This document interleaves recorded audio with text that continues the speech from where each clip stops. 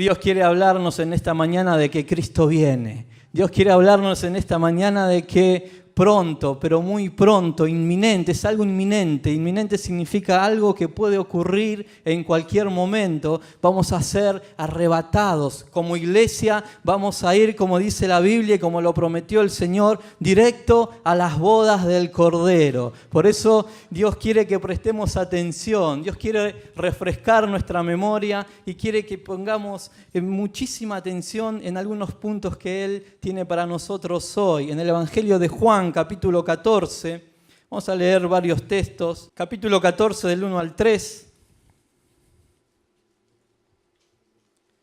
Es un pasaje donde Jesús viene enseñando que Él es el camino al Padre, que Él es el camino, Él es la verdad, que Él es la vida y que todo lo que pidiéramos también al Padre, dicen textos en versículos más adelante del capítulo 14, Él nos lo hará, Él lo va a hacer. Y saben que una de las prioridades que debemos tener en este tiempo es pensar en aquellas personas que están sin Cristo en su corazón, en aquellas personas que no tienen la salvación, en aquellas personas que no han sido redimidos, en aquellas personas que todavía no han pasado de una muerte a vida, de muerte espiritual a una vida espiritual. Por eso tenemos una gran responsabilidad de aceptar y a su vez de trabajar en un llamado que Dios nos ha dado a cada uno de nosotros. Saben que cada uno de nosotros, hijos e hijas de Dios, somos llamados a predicar.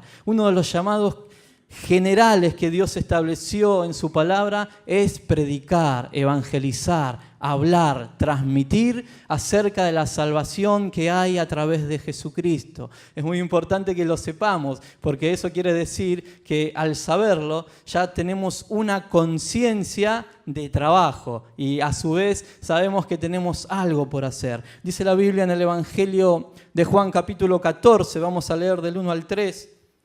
Dice así, acá habla Jesús: no se turbe vuestro corazón, creáis en Dios, creáis también en mí.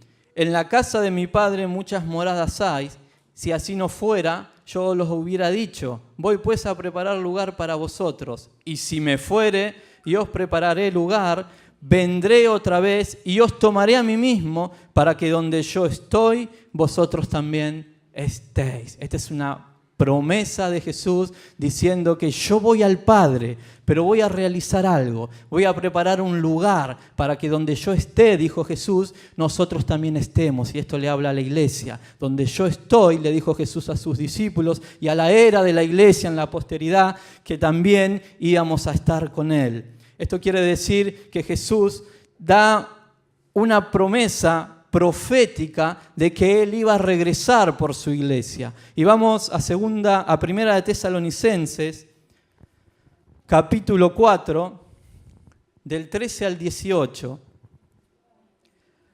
Acá habla el apóstol Pablo, inspirado por el Espíritu Santo, afirmando algo que Jesús mismo había prometido, que había dicho, que había enseñado, que iba a suceder. Dice así, si todos los tenemos, Primera de Tesalonicenses, capítulo 4, del versículo 13 en adelante, dice: tampoco queremos, hermanos, que ignoréis acerca de los que duermen, para que no os entristezcáis como los otros que no tienen esperanza. El versículo 14, porque si creemos que Jesús murió y resucitó, así también traerá Dios con Jesús a los que durmieron en Él.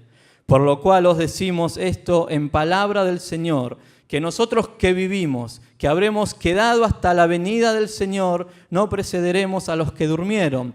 Versículo 16, porque el Señor mismo, con voz de mando, con voz de arcángel, con trompeta de Dios, descenderá del cielo, y los muertos en Cristo resucitarán primero. Y luego nosotros, los que vivimos, los que hayamos quedado, seremos arrebatados juntamente con ellos en las nubes para recibir al Señor en el aire, y así estaremos siempre con el Señor. El versículo 18 dice: por tanto, alentaos los unos a los otros con estas palabras.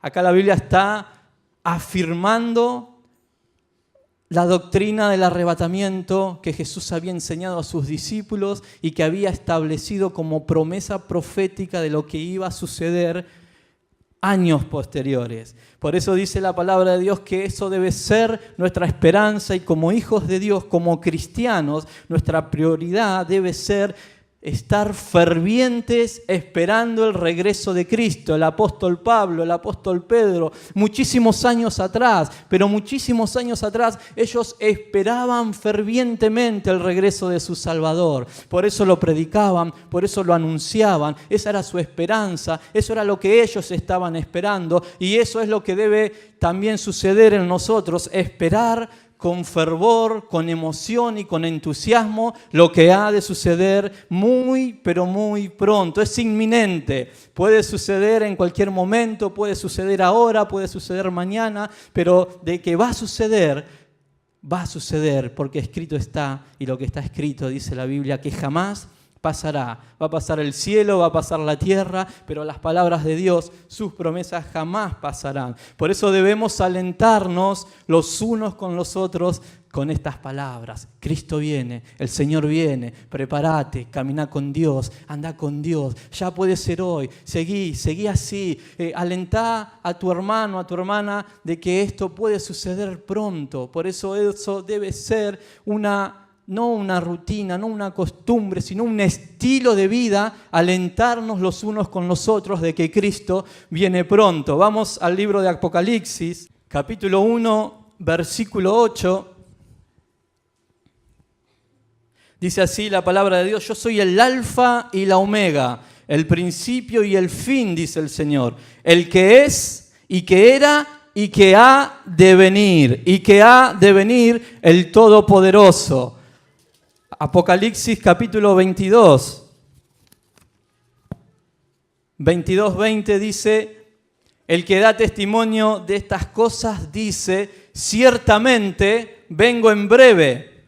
Y la iglesia dice, amén, sí, ven Señor Jesús, ven Señor Jesús. ¿Cuántos años pasaron desde que fue escrito el libro del Apocalipsis por el apóstol Juan? Pasaron muchísimos años y fíjense en lo que él responde a las palabras de Jesús. Sí, ven Señor Jesús. Fíjense en el fervor, la emoción y la prioridad en su vida que era esperar el regreso de su Salvador. Yo no sé si como iglesia estamos entendiendo lo que Dios quiere decirnos en esta mañana.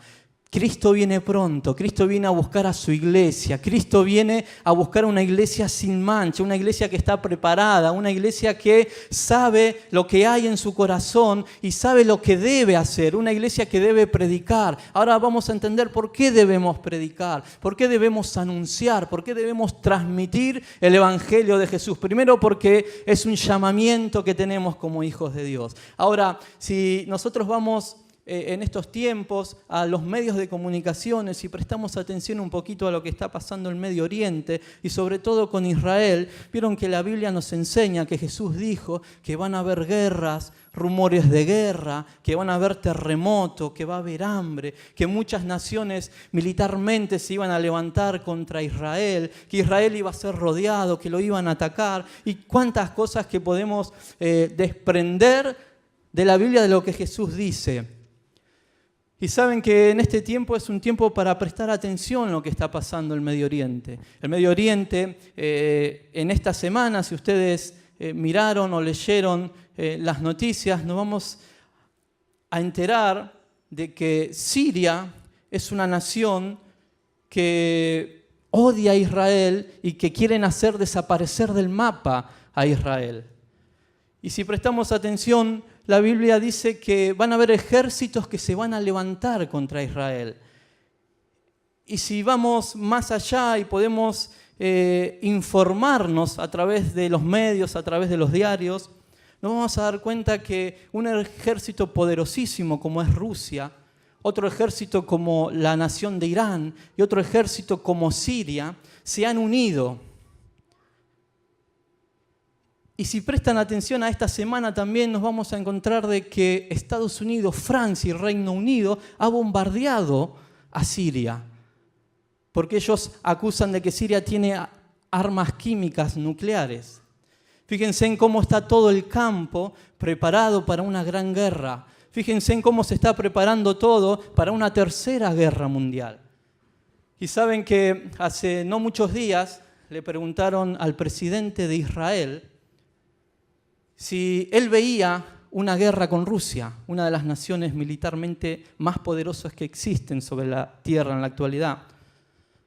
Y el presidente de Israel le dijo, sí, va a haber una guerra con Rusia, pero no porque yo lo quiera, dijo el presidente de Israel, sino porque la Biblia lo dice.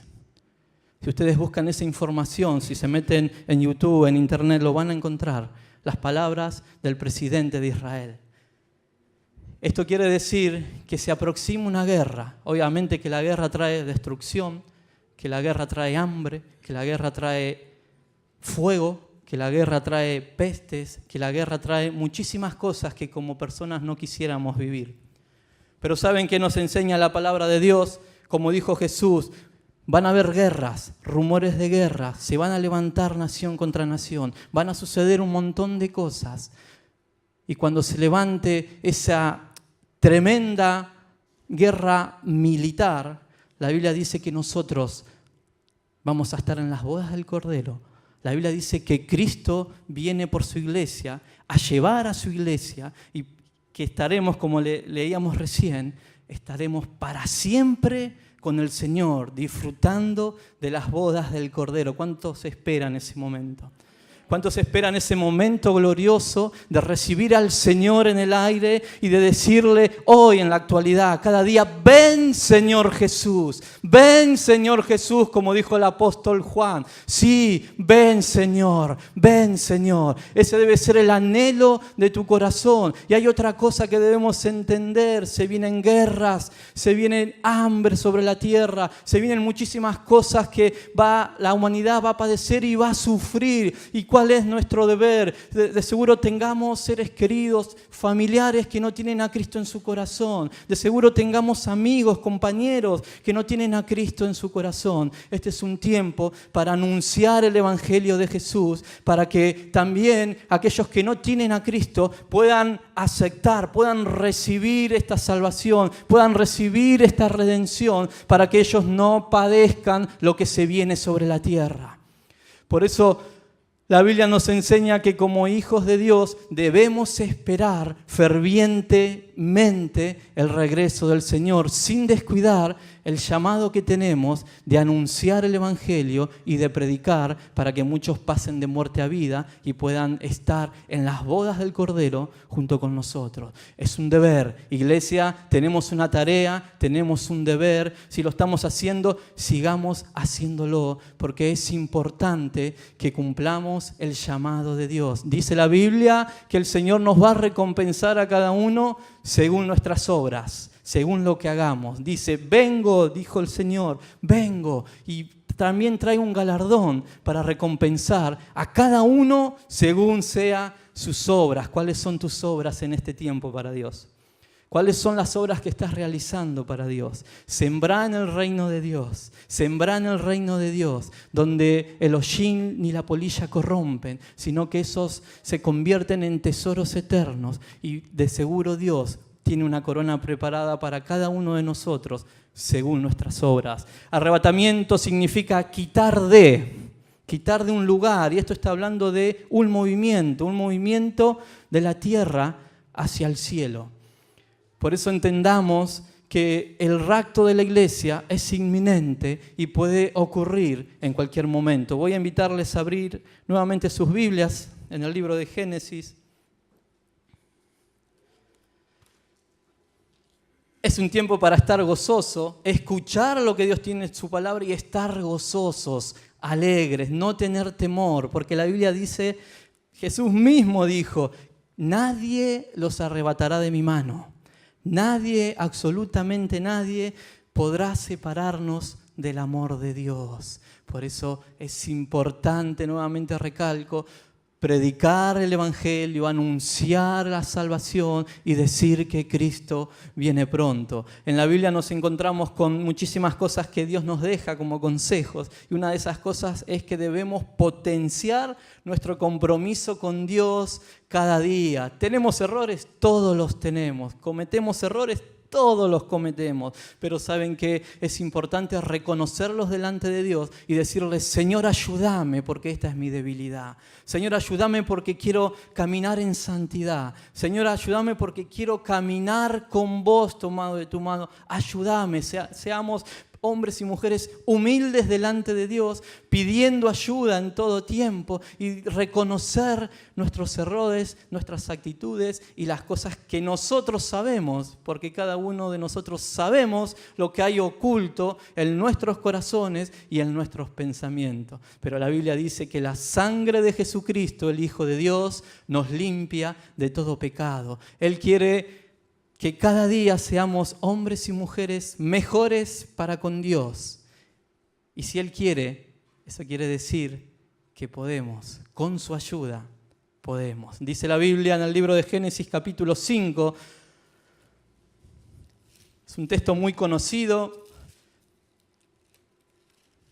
un texto donde habla de un hombre de Dios que caminó con Dios y que es figura profética del arrebatamiento de la iglesia.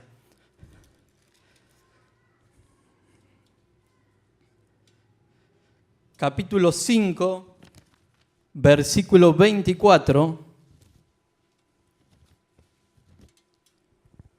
dice así la palabra de Dios: caminó pues Enoc con Dios y desapareció porque le llevó Dios. Nuevamente, caminó pues Enoc con Dios y desapareció porque le llevó Dios. Y esto es una figura profética del arrebatamiento de la iglesia. Es una figura profética de lo que ha de venir, de lo que ha de suceder. Ahora, si nosotros tomamos un verbo que resalta en este versículo, dice: caminó Enoc. Caminar fue la consecuencia de que Dios se lo haya llevado. Caminar fue la consecuencia de que él haya sido trasladado. Caminar fue la consecuencia de recibir lo mejor de Dios. Caminar con Dios fue su consecuencia de recibir lo mejor en su vida. Ahora nosotros debemos preguntarnos: ¿qué vida habrá sido la de este hombre de Dios? Caminar con Dios. De seguro habrá sido un hombre que estaba dispuesto a dar su vida por Dios, un hombre que estaba completamente entregado por Dios, un hombre que estaba completamente comprometido con Dios y un hombre que realmente quería hacer la voluntad de Dios. ¿Y qué significa caminar con Dios? Caminar con Dios significa llevar una vida en santidad.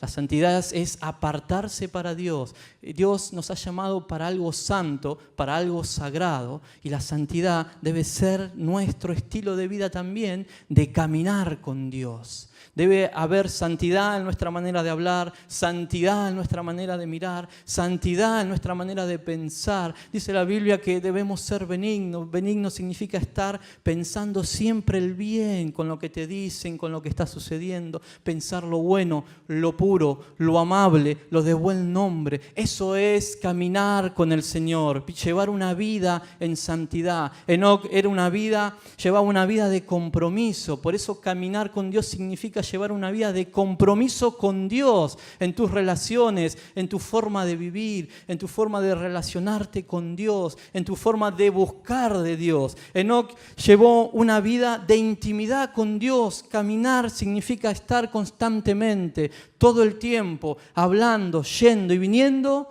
en intimidad con Dios. Yo no sé si Dios está tocando este punto, es porque algo quiere decirnos a cada uno en lo personal. ¿Cómo está nuestra intimidad con Dios, nuestra relación con Él?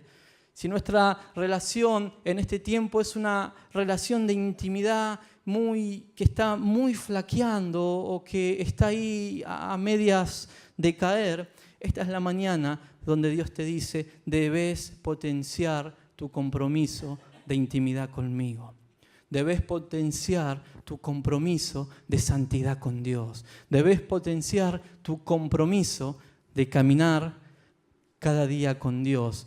Caminar con Dios también significa hacer su voluntad. Hacer su voluntad es aceptar todo lo que viene de Dios. Aceptar absolutamente todo lo que viene de Dios.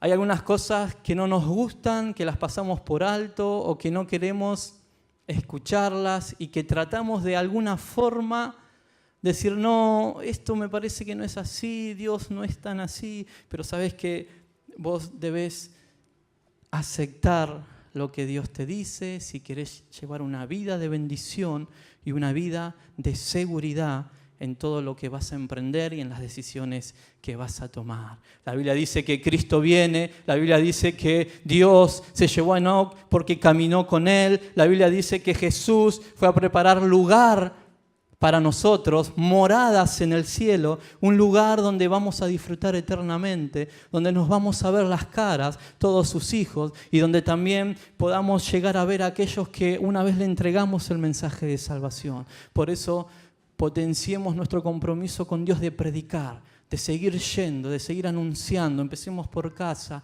por los seres queridos, por la familia. Empecemos a decirle, mirá, se viene esto sobre la humanidad, pero la Biblia dice que Jesús fue a preparar un lugar y que también vos podés ser parte de ese lugar. Simplemente tenés que reconocer tus pecados y aceptar que Jesucristo es el Salvador y es el único que puede perdonar tus pecados.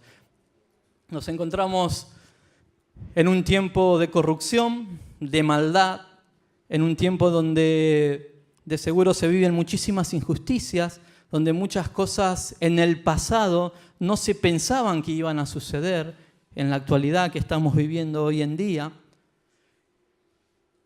Y quizás muchos quieran arreglar muchas veces las palabras para no ofender o para tratar de seguir la corriente. Sabes que Enoc vivía en un tiempo de corrupción, en un tiempo de maldad, en un tiempo de injusticia y en un tiempo donde había muchísimos ideales que querían corromper y querían cambiar tu manera de pensar, tu manera de creer y tu manera de saber lo que está escrito. Y sabes que él no cedió. Él fue un hombre de Dios. Porque después dice la Biblia que vino un diluvio sobre la tierra. Eso quería decir que había muchísima maldad, que había muchísimas cosas en el mundo de ese tiempo que corrompían al hombre. Pero Enoc no se corrompió. Enoc no transó. Enoc no se casó con nadie. Se casó con Dios, con su palabra.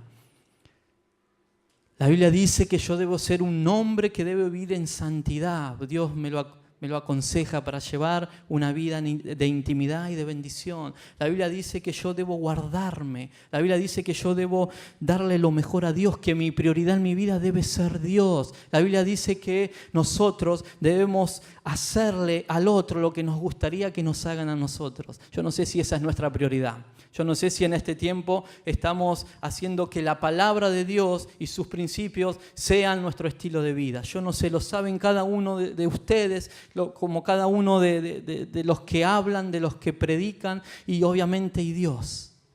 Dios es quien lo sabe todo. Pero este es un tiempo donde Dios nos está recordando que Él viene pronto por su iglesia. Es un tiempo donde Dios nos está diciendo, tu objetivo debo ser yo. Tu objetivo debe ser Dios, tu prioridad debe ser Dios y en tu caminar debe estar como meta Dios. Así como Enoc se lo propuso y como Enoc quiso hacerlo en contra de la corriente, porque no era fácil, no era como en este tiempo, no es fácil tampoco presentar algún ideal, presentar algún pensamiento, decir no, yo estoy en contra de eso. Pero ¿sabes qué? La Biblia dice que cuando nosotros empezamos a anunciar y a pronunciar la palabra de Dios y a tener firmeza en lo que creemos, dice la Biblia que ninguna palabra de Dios va a volver vacía, que nos vamos a ser avergonzados, sino que Dios va a mostrar su justicia en su debido tiempo y Dios nos va a respaldar, porque dice la Biblia que Él nos acompaña, que Él nos da seguridad, que Él nos respalda en todo lo que emprendamos conforme a su voluntad. Y querer hacer y establecer la palabra de Dios en nosotros es hacer la voluntad de Dios.